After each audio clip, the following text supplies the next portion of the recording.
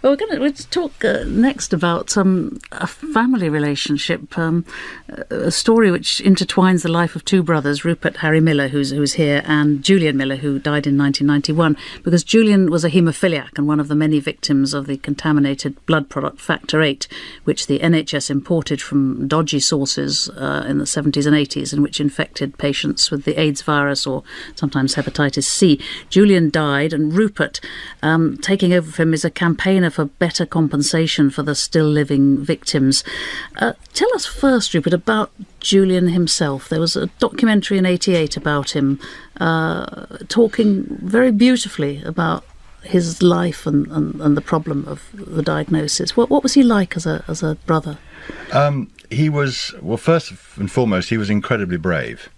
And he was actually a severe haemophiliac. So he did actually, from a very early age, from about 3 months old, he started, having problems with bruising. And at first my mother thought that the doctors were going to, accuse her of beating him up. But it was quite quickly diagnosed that he was a haemophiliac. And of course, from that age onwards, he suffered a great deal of pain. And in the early days, the only way to treat it was to send him to hospital to have intravenous medication, plasma, and he would be in hospital for 2 or 3 weeks at a time, with his legs, mainly his legs, immobilised in plaster cast, which was incredibly painful. So throughout his entire life, he was always in a great deal of pain. And he put a brave face on, and I think my parents were quite right, because they decided they wanted to try and treat him like, his two brothers, myself and my brother Clooney. And in every single way, going off to school, doing the same things, but he could obviously never play sport.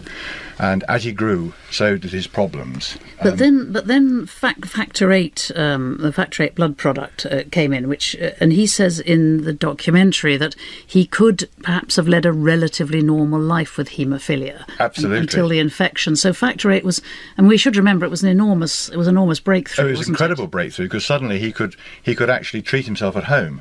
And he had a hypodermic needle, he had a syringe, he had plasma, he had distilled water, and he had to sort of mix himself a little concoction, put it into the hypodermic needle and inject himself intravenously. At first my mother used to do it, but then Julian as he grew older, he could do it himself. So whenever he felt that a phase was coming on, and he used to call it a phase, whenever he didn't feel quite so good, he would think, hang on a minute, I think a bleed is about to start in one of my joints. And he'd know. So he'd know. So he would inject himself, ironically, a bit like a junkie. And so that would then not always stem the issue, but it would quite often help. The problem was, of course, that I gather it takes several thousand donors per dose needed, and so the NHS was importing blood from America, which had been collected from paid donors who were often down and outs or prisoners, and hence there was this massive level of infection of haemophiliacs, all innocently, with the AIDS virus and hepatitis C.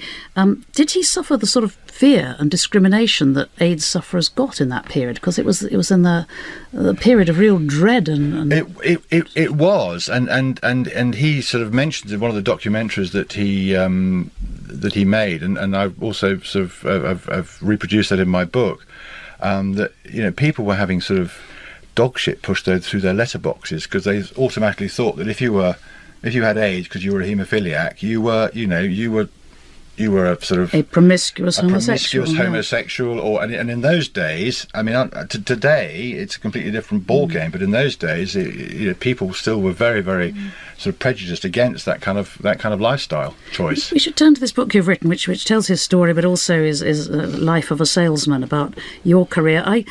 Watching that old film about him, you see this sweet and honest nature. He says he doesn't want to bite the hand that feeds him, you know, and he's grateful to the NHS in many ways and unresentful, and he tries to fight depression by looking up at the sunny hillsides. And have you had a sense you have to live up to him? Is there almost a bit of a burden in that? Oh, absolutely. Yeah, I mean, he was extremely bright. And he was also very sort of matter of fact about the whole situation. And it was incredibly sad. It destroyed my parents, literally. But Julian was very pragmatic about the whole thing, and he realised his lot, and he knew that he was going to die. But he thought, well, there's very little point in sort of ranting and raving and getting angry, but I might as well sort of enjoy what life I have left.